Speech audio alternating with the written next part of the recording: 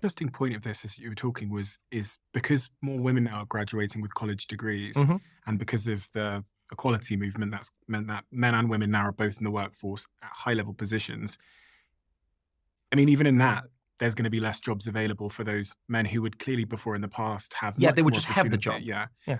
And also, there's this really interesting thing that a lady was talking to me about on my podcast, where she said that there's still a stigma in society that a man is to be the provider. Yes. But in a world where they're less able to get those top jobs to provide, and women are earning more, which no one's got an issue with at all, Well, there's going not to be, no one. Not no well, one. yeah, some people have an issue with that. That's true. Yes. I don't have an issue. I don't think you do. But they were referring to it as you could say the short man problem or the tall girl problem, Huh. where effectively they were saying that women want to date up and to the right, which has been Right. shown in the surveys, but there's less people up to the right now. And there was another survey that said 70 or 80% of women want their husband to be a provider, but the math doesn't math here because there isn't that many men up there anymore. So, and when you look at the dating stats, the sex stats, Right. the age in which men lose their virginity now, the amount of men that haven't had sex in the last year, it effectively looks like just the top 10% of men are Yes. having all the fun, and the bottom 50% have been Right. disenfranchised by the system. Yeah, but I think about this all the time, and I try and spend as much time reading, thinking, and discussing with people who are far more brilliant than I'll ever be. And what I've come to realize is we may now be experiencing a culmination of the dominoes. We're experiencing the dominoes of a declining middle class, and governments around the world no longer propping up the middle class, because anyone who's real about economics knows that, like, the middle class is an invented thing, really, and it's governments actively saying we're going to create it, right?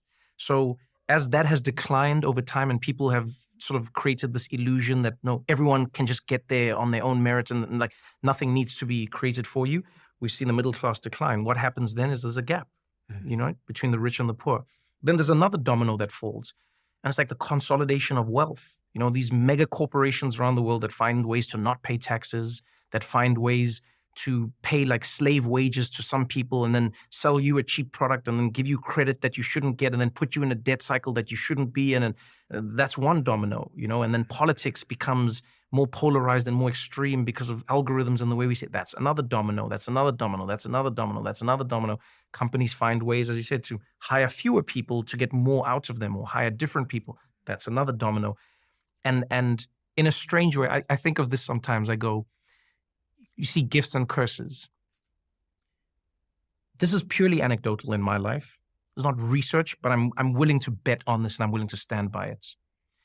One of the curses that women experience because of being pushed out of the workplace and being like forced to stay at home and for such a long time was they learned how to find purpose in what most people would consider mundane and maybe even meaningless.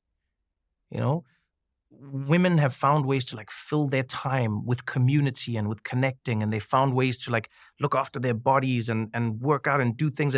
And it's different in different communities, like knitting clubs, book clubs, and just think about that. It's like it takes up your time, it gives you a purpose. We're going to read this book and then we're going to discuss it. And fundamentally it's nothing, but it's something, and it drives you forward. It makes you feel like you're supposed to be somewhere. You're supposed to be doing something. And then when the workplace opened up, the women are like, oh, we can go and work as well. And, I don't know about you, but in school, all the girls were smarter than we were in class anyway. And so now they're comfortably working, especially in an office environment, which is sort of like designed perfectly for them in that way. And then guys, I think we haven't practiced that. I don't know many guys. I don't know about you. I don't know many guys who know how to just sit with their male friends and just be. Not do a thing, be.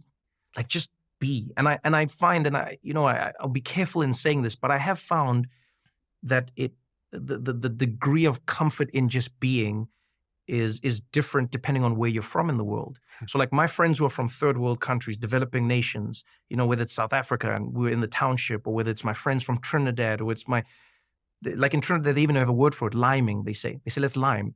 And liming means spending time together with no purpose whatsoever. That's literally what my Trini friends say. They're like, yo, we're going to lime on Saturday. That means we're doing nothing. It doesn't mean we're going to go see a game It doesn't mean we're going to watch a movie. We're going to lime. It means your friend is going to come. They're going to sit on the couch and you're just going to be. You'll talk and then you won't talk and then you laugh and then you won't laugh. And I don't know about you, but I feel like we're not as good at that. You know, like I read something the other day that was great and was talking about how guys always need the third thing. There's always the third thing. There's you, there's me, and there's the third thing. Hey, what are you doing on Saturday? Why don't we, you want to go fishing? It's like, why do we need the fishing? Why can't we just sit like this and be like, hey, what's happening in your heart, Stephen? What's going on? What's happening in my heart? Or let me tell you about what's going on. Women can do that. And some may argue that it's, maybe they've been genetically coded, but I also think they've been forced to practice that because men were like, you can't come to the, the factory, the office, the everything for so long. And then women are like, all right. And I think that's another thing that men are struggling with, but it's not like their fault. It's the dominoes. When I was young, we used to go to the mall. We should go to the mall and we'd hang out with other kids. And then now malls aren't really a thing. And then kids don't really hang out anywhere. And everything's become about money and transactions. Think about how few places you can go to connect with people without money now. You know what I mean? But when I was growing up, it was quite common. You just went and you hung out with other kids. And that was just what you did. It didn't involve money. And I think we're starting to experience that domino affecting society now. Do you have money for a video game console? No. Oh, well, then you can't meet up with your friends on Fortnite.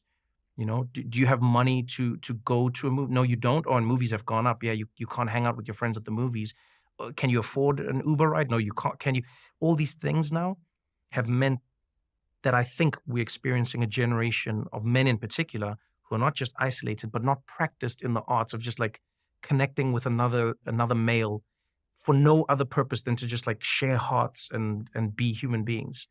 I've heard you talk about how you think we're a sort of continuation of our ancestors and their sort of legacy. Is that kind of you? I've heard you talk about this before, and as you were saying about this idea that women are able to connect without the third thing, it made me think, I think a lot of women have had that modeled by the generation that came before them. Yeah. Whereas, I don't know about you, but I didn't have that modeled in my house. Exactly. I never saw my dad sit with a guy and But talk that's what I about it. mean. He didn't even talk to us. Like, we didn't even have those conversations. That's what I mean. I call him by his first name. Yes. And I mean, he wouldn't even, he's like an awkward hugger. Like a guy. Yeah. You might get to like, Get the fuck off me. But we don't have that modeled. So where do we learn the skill? Yeah. And you'd be weird if you said to your friend, well, most people would be weird if they said, we just want to sit down and just what's in your heart. Yeah, no. Your friend would be like, what's wrong with you? Yeah. My friends treat me like that. I still do that now. I think they've softened to it. My friends have sort of, they indulge me. And I think they enjoy it for the most part. But like, I do that with my guy friends. Just be like, man, let's just take a moment. Does it come naturally to Just you? look into my eyes and let's just take a moment. Well, here's the thing, funny enough. I spent most of my life with women.